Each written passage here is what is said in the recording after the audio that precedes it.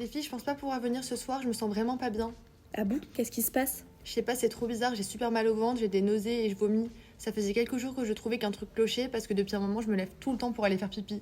Le seul point positif, c'est que même si j'ai l'impression de manger pour 4, je ne prends pas 1 gramme. J'ai limite l'impression d'avoir perdu du poids. Mais te réjouis pas comme ça peut être super grave, ça peut être une acidocétose diabétique. Tes symptômes y ressemblent et il s'agit d'une urgence médicale. Comment ça, une urgence? Ce que tu décris, c'est un syndrome cardinal qui est typiquement celui d'un diabète de type 1. C'est pour ça qu'on évoque en première intention l'acidocétose diabétique, parce que c'est souvent inaugural de cette maladie. Mais c'est quoi un syndrome cardinal? Le syndrome cardinal regroupe 4 symptômes. Le syndrome polyuro-polydipsique, l'amaigrissement et la polyphagie. En gros, tu manges sans prendre 1 gramme et tu bois et pisses beaucoup. Au vu des troubles digestifs, il aurait aussi pu s'agir d'une insuffisance surrénale aiguë. Mais tu ne décrirais pas de syndrome polyuro-polydipsique si c'était le cas.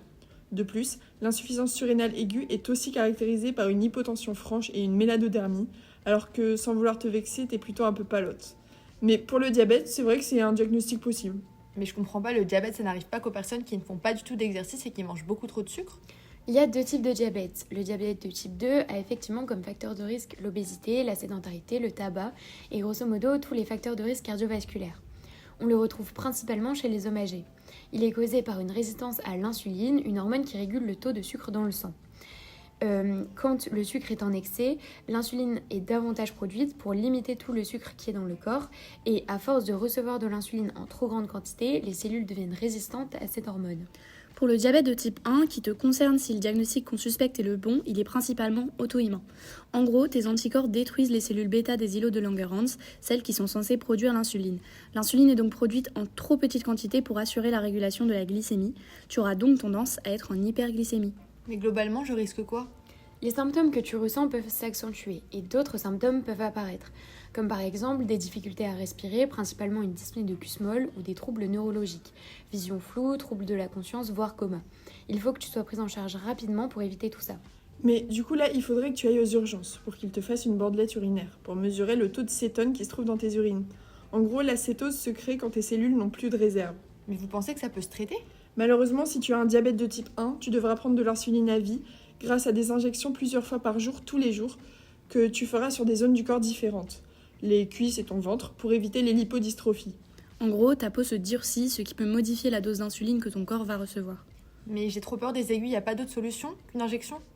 Je pense que tu ne pourras pas avoir une pompe en première intention, mais au bout d'une certaine durée de traitement, ton endocrinologue te proposera sûrement de mettre en place une pompe à insuline.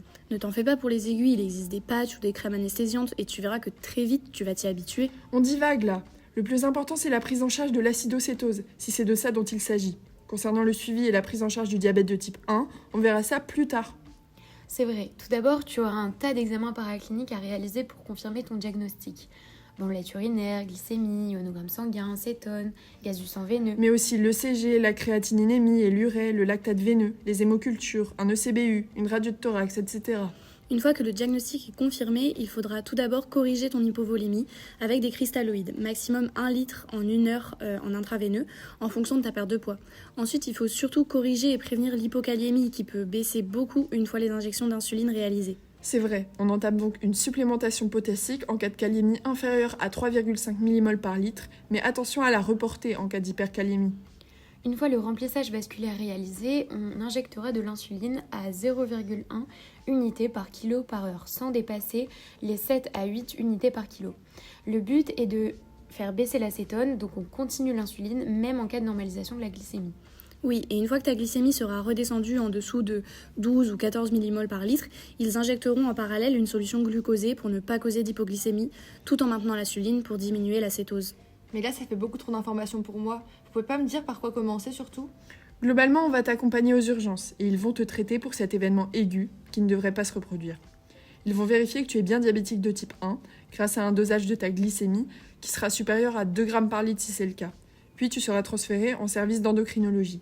Arrivé là-bas, on t'expliquera comment prendre en charge ta maladie. Tu vas être prise en charge par des médecins et des infirmières qui seront là pour répondre à tes questions à n'importe quel moment.